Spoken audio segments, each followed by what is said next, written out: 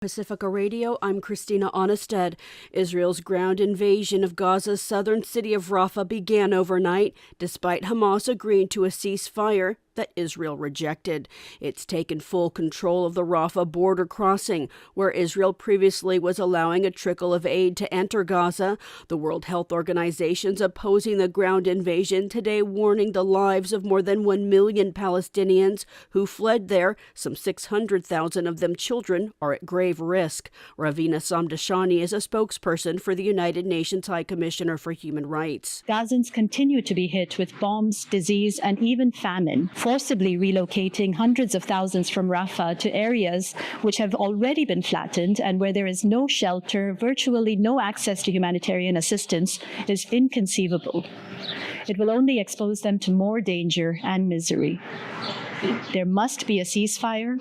Humanitarian aid must be allowed to flow freely and at scale, and hostages and all those arbitrarily detained must be released at once. Today, UN Secretary General Antonio Guterres appealed to both sides to reach a deal. Farah Siddiqui has more. We want to get these hostages out. We want to get a ceasefire in place for 6 weeks. We want to increase humanitarian assistance. And the last thing that I want to do is say anything at this podium that's going to put that process at risk. At a White House briefing, National Security spokesman John Kirby would say little beyond confirming that Hamas has agreed to a ceasefire. Israeli Prime Minister Benjamin Netanyahu and President Joe Biden spoke by phone, marking Monday's Holocaust Remembrance Day. Under U.S. pressure, Israel is letting more aid reach Gaza, but it also says it'll go ahead with a Rafah ground offensive. For the first time, the Biden administration has blocked shipment of ammunition to Israel, raising pressure on Netanyahu to accept a deal. I'm Farah Siddiqui for Pacifica Network and Public News Service. Protests against Israel's war in Gaza and its Rafah invasion are increasing, with emergency demonstrations being called in major U.S. cities today.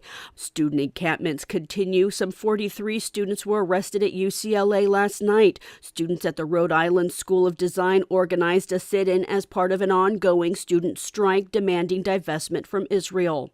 Protests have expanded internationally to Cuba at the University of Havana, in Paris, in Berlin. Police are breaking up an encampment of some 20 tents. In Belgium, people rallied against the Rafah invasion. Oxford and Cambridge student encampments have begun in the United Kingdom.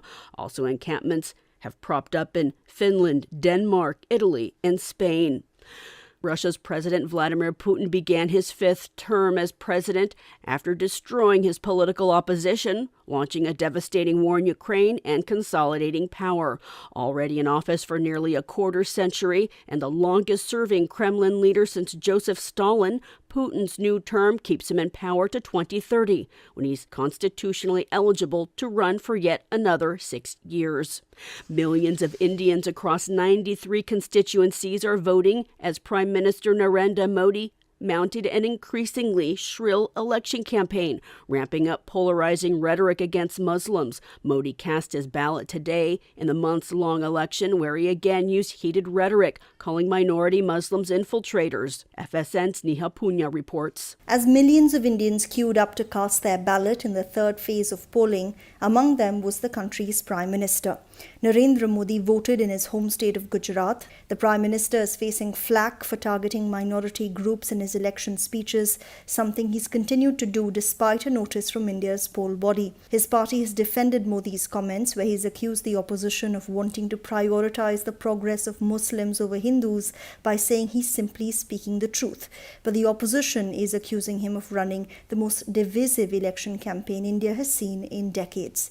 Neha Punya, New Delhi. An attorney for Stormy Daniels says the adult film star is expected to appear as a witness in Donald Trump's hush money trial today. Trump is accused of paying Daniels $130,000 to stay quiet about what she says was an awkward and unexpected sexual encounter with him, and then covering up that financial transaction, according to prosecutors. Trump denies the accusations. President Joe Biden set to issue a forceful condemnation of anti-Semitism during a ceremony to remember victims of the Holocaust today.